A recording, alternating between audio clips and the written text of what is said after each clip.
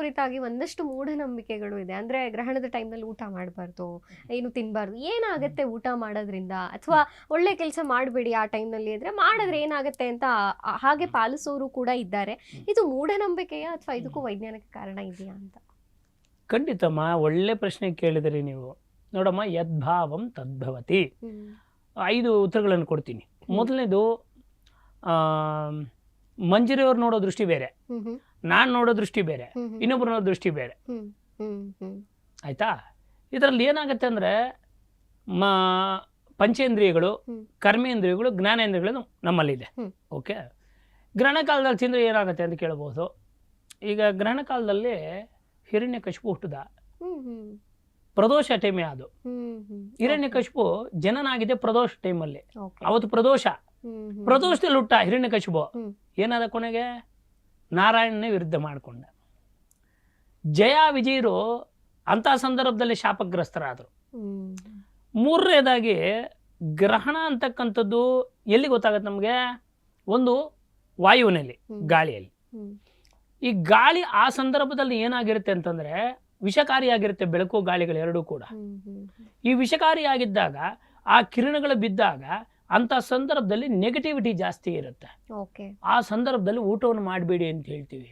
ಕಾರಣ ಯಾಕಂದ್ರೆ ರಾತ್ರಿ 12 ಗಂಟೆ ಮೇಲೆ ಅನ್ನ ಏನಾಗುತ್ತೆ, ಈಗ ತೆಂಗಳ ಪೆಟ್ಟಿಗೆ ಇದೆ, ಯಾವ್ದು ಫ್ರಿಡ್ಜು, ಅದು ಇರಿಸುತ್ತೆ, ಮರದಿನ ಫ್ರೆಶ್ ಆಗಿದ್ದಂಗೆ ಇರುತ್ತೆ. ಅದು ತಿಂದ ಮೇಲೆ ಅನುಭವಿಸ್ ಮೇಲೆ ಗೊತ್ತಾಗತ್ತೆ.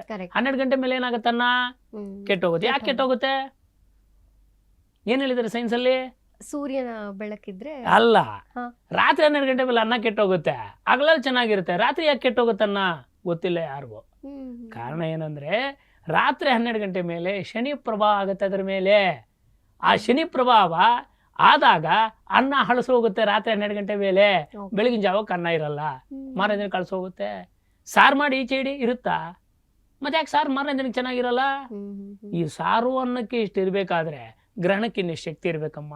ಅದಕ್ಕೆ ಗ್ರಹಣ ಕಾಲದಲ್ಲಿ ಆ ಸಂದರ್ಭದಲ್ಲಿ ಹಿಂದಿನ ಕಾಲದ ಋಷಿ ಮುನಿಗಳು ಏನ್ ಹೇಳಿದಾರೆ ಅಂದ್ರೆ, ಆ ಗ್ರಹಣ ಕಾಲ ಬಂದಾಗ ಗಂಡ ಹೆಂಡತಿರು ಒಂದಾಗಬಾರ್ದು, ಮಕ್ಕಳ ಆಚೆ ಕಳಿಸಬೇಡಿ, ಗರ್ಭಿಣಿ ಹೆಂಗಸರು ಆಚೆಗೆ ಹೋಗಬೇಡಿ, ಎರಡನೇದಾಗಿ ಊಟವನ್ನು ಮಾಡಬೇಡಿ, ಅಶಕ್ತರು ತಗೊಳ್ಳಿ ಅಂತ ಹೇಳಿದ್ರು.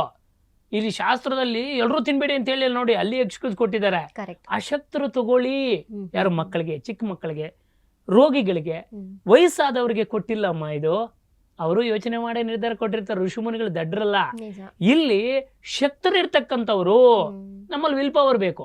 ಮೂಲಾಧಾರದಿಂದ ಸಹಸ್ರಾರ ತನಕ ಜಪ ತಪ ಹೀಲಿಂಗು ಎಲ್ಲ ಮಾಡಿ ನಾನ್ ಚೆನ್ನಾಗಿರ್ಬೇಕು ಅಂತ ಮಾಡ್ತಾರೆ. ಇವತ್ತಿಗೂ ಹಿಮಾಲಯದಲ್ಲಿ 2000 ವರ್ಷ ಬದುಕಿರೋರು ಇದ್ದಾರೆ. ಹೆಂಗ್ ಬದುಕಿದ್ದಾರೆ? ವಿಜ್ಞಾನಕ್ಕೆ ನಿಲುಕದ್ ಸುಮಾರು ಅಷ್ಟಿದೆಯಮ್ಮ. ಅದಕ್ಕೆ ಶಾಸ್ತ್ರದಲ್ಲಿ ಏನ್ ಹೇಳ್ತಾರೆ ಅಂದ್ರೆ, ಆ ಗ್ರಹಣ ಕಾಲದಲ್ಲಿ ಹೊಟ್ಟೆಯಲ್ಲಿ ಏನು ಇರಬಾರ್ದು. ಕಾರಣ ಯಾಕೆ? ಅದು ನೆಗೆಟಿವ್ ಎನರ್ಜಿ ಆಗತ್ತೆ.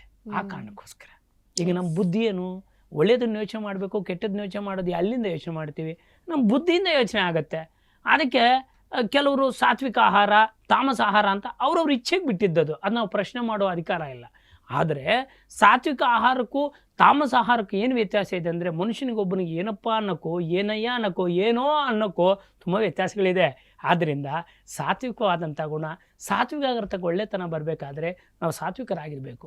ಆವಾಗ ನಮ್ಮ ಬುದ್ಧಿ ಕೆಲಸ ಮಾಡುತ್ತೆ. ಒಬ್ಬ ಮನುಷ್ಯ ಅಭಿವೃದ್ಧಿ ಆಗೋದು, ಒಬ್ಬ ಮನುಷ್ಯ ವಿನಾಶ ಆಗೋದು ಅವನ ಕೈಲೇ